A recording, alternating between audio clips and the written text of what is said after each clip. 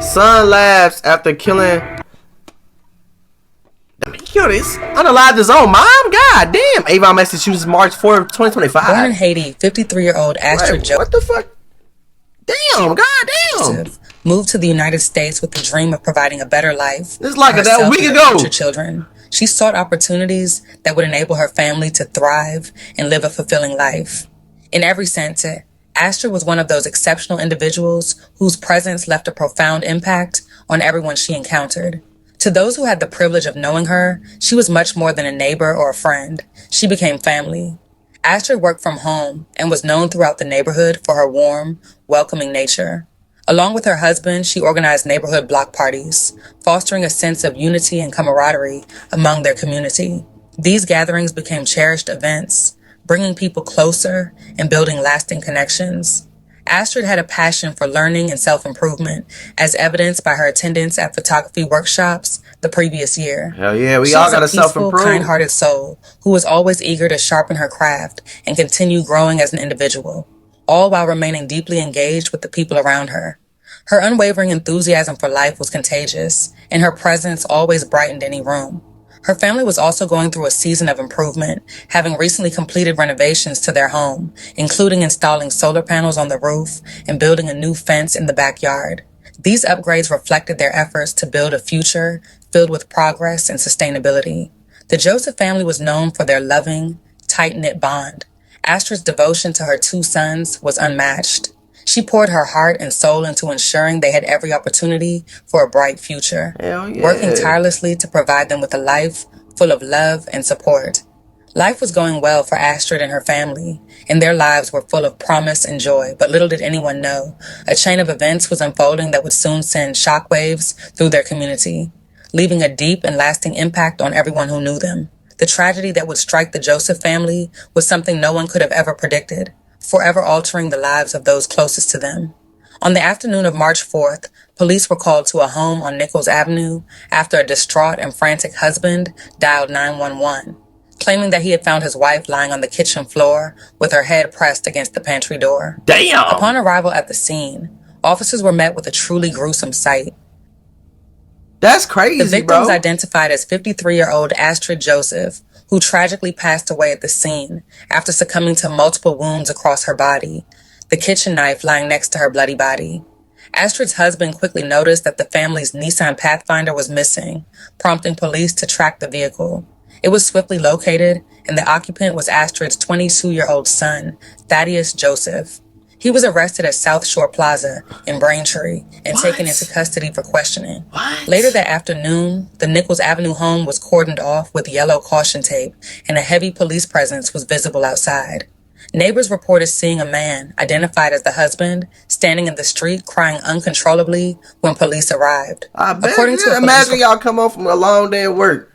See y'all shot, you like, yeah, I'm about to give me some. She about to make me some dinner. It's about to be a good night. You feel me? You walk in the room, you walk in the crib, and she just on the floor, unalive. You like, what the fuck? Like, you feel me? Like, Thaddeus Joseph was extremely uncooperative and responded with sarcasm during the booking process. What? Upon his arrest, uncooperative, police arrived.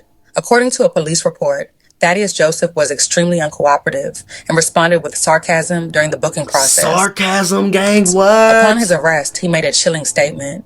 "This is so funny. All I had to do was kill my mom, and then this is it." What the Astrid's husband informed police that Thaddeus had confided in his mother about experiencing anxiety and mental health issues in the days leading up to the tragic event. So you gonna unalive the person that brought you in this world, that makes sure you probably had dinner every day, that got you your own crib, you living at her crib, she probably make sure she take you to school every day, make sure you got clothes on your back, make the person that does everything for you gonna unalive, bro? Like, that's ungrateful. I ain't even gonna lie. The incident only deepened the heartbreak for the family, who had already been struggling with their son's mental health challenges. So Court documents revealed that Eval Joseph, the father of Thaddeus Joseph, received a distressing phone call from his wife Astrid. According to the report, the phone sounded as though it was on speaker, and Eval heard Thaddeus say, "I have your phone." Astrid responded urgently, "I'm your mother. Give me the phone." Then the call abruptly ended. Prosecutors shared that prior to the incident, Thaddeus had been struggling with anxiety and mental health issues, In fact, just days before the tragedy, he had told his parents that he was feeling overwhelmed and anxious and that he didn't want to be around anymore. Yeah, but anxiety ain't gonna make you do. There's no fucking way anxiety gets like that to where your mind goes to, oh, I'm gonna do this to her so my anxiety will go away. Like, no, bro. I got severe anxiety. You feel what I'm saying? And overthinking. What the hell? Like, that don't even make sense. I know he got mental health, but taking a mental health day off from work the day of the murder. A family friend described the Joseph family as quiet and peaceful, expressing the profound sadness surrounding the situation. A longtime neighbor was equally devastated by the news. She had known the Joseph family for over 15 years and recalled how kind and involved they were saying. That shit crazy. They're very nice people, very good to their kids, and the kids were never any problems. I feel very sad. She finally remembered interactions with the family, such as exchanging waves and chats with Mrs. Joseph during walks. The neighbor, who lived a few houses down, hadn't heard anything unusual on the afternoon of the tragedy. She had last seen the Joseph family car parked in the driveway around 2 in the afternoon, shortly before Thaddeus left in it after allegedly harming his mother. Just 2 hours later, Evel Joseph emerged from the house, visibly distraught and inconsolable. His grief was evident to neighbors standing outside, who described the heartbreaking scene as surreal. That shit crazy. Evel had been away at work in Dorchester when the series of disturbing calls began. According to the documents, Thaddeus had been home on Tuesday, taking a mental health day. That morning, Thaddeus had texted his father that he was going through some difficulties and had thoughts of harming himself.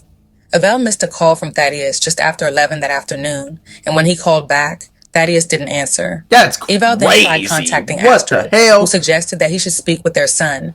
However, when Evel attempted to call again, Thaddeus ignored him and texted back saying it was a test. At noon, Evel received a call from his wife. Fuck you mean it was a test? Well, fuck you mean? What you mean that was a test? What you mean, brother? But it seemed that Thaddeus was holding it. What? Evel described hearing his son's voice saying, "I have your phone," followed by Astrid's voice urging him to return it. The call then ended abruptly. Evel made several attempts to call back, but after an hour of failed attempts, he decided to leave work early. The commute took another hour, and when he arrived home, he discovered Astrid on the kitchen floor. As sirens and flashing lights filled the neighborhood, neighbors struggled to process the tragic turn of events. That shit crazy. Some described the atmosphere as surreal, with the police tape and emergency vehicles starkly contrasting the quiet neighborhood they had known. One neighbor stated, "It's just heartbreaking to think of what happened." The events on Nichols Avenue have left the community in shock as they try to make sense of the senseless tragedy that shattered the peaceful lives of the Joseph family. Tragedy indeed. So 22-year-old Thaddeus Joseph is being held without bail. We did talk to neighbors in Avon who say they are in complete shock. The family has always been nice to them. They even said that this family would hold a block party of sorts during the summer just to get the community together. That shit crazy, bro. He was treated too good. Sad for them. I know what they say that we should treat everybody cool and this and that. You feel me? When you get treated too good and that crazy energy come out of you, that is wild. You feel me? I know you got mental health, but like, god damn. Family seemed like a good family, and the dad would always check up on me and, make sure I'm getting through college. The Avon community in shock. 22-year-old Thaddeus Joseph appearing at Stoughton District Court Wednesday morning, accused of murdering his mother, 53-year-old Astrid Joseph, at their family home on Nichols Avenue in Avon. According to the prosecutor, the victim was found dead. And if y'all know where Avon is at, this is very close to me, bro. This is very, very, like, 30 minutes away, 40 minutes away. Like, god damn. And the suspect's father, Yelef Joseph. They saw a black female lying face down with her head turned to the side inside of a pantry door. There was a pool of blood on the floor next to her head and a carving knife. The assistant DA, Christine Cullinan, said the suspect's father told police his son was recently going through mental health struggles and had stayed home from work, adding that around midday Tuesday, Astrid called her husband, who heard the two arguing through the phone before it disconnected. The defendant had told the victim and him that he was having anxiety and mental health issues, and that he was also having thoughts of hurting himself. The father rushed home and found his wife dead in the kitchen, and his son and the family's Nissan Pathfinder gone. Braintree police found that SUV and the suspect at South Shore Plaza in Braintree Tuesday night. See, like with this situation right here, right? My mind telling me, okay, he was going through mental health issues, but he knew what he did. That's why he got in the car and got up through. Come on now, Something ain't adding up here. You feel what I'm saying? He knew what he did. And he tried to do the race. You feel what I'm saying? I don't know what y'all think about this. He was arrested and allegedly admitted to the murder. He was acting somewhat erratically during booking, but he did make this statement as well. This is so funny. All I had to do was kill my mom, and then this is it. And then he laughed about it and joked about it. Y'all think this is mental health? Is that what y'all think? Let me know down below. I don't know about that because he knew what he was doing, bro. And then he's joking about the shit. Like, I don't know, bro. I think he's just a demon, bro. I don't know. Family calling this a tragedy. The family's going through some things, and you know, they're trying to just kind of come to that grips shit with that. crazy. 23-year-old Thaddeus Joseph was arraigned on a murder charge 23 or in 22? Stoughton How District fucking Court. old is he? During the proceedings, he was ordered to be held without bail, and his pretrial hearing was scheduled for April 10th. The courtroom was filled with tension. Well, buddy, let me just tell you, you fucked it. Like, The you feel me? situation set in, with all eyes on the young man accused of taking the life of his mother in a shocking act of violence. The tragic story of Thaddeus Joseph and his mother, Astrid, highlights the importance of recognizing and addressing mental health issues before they escalate.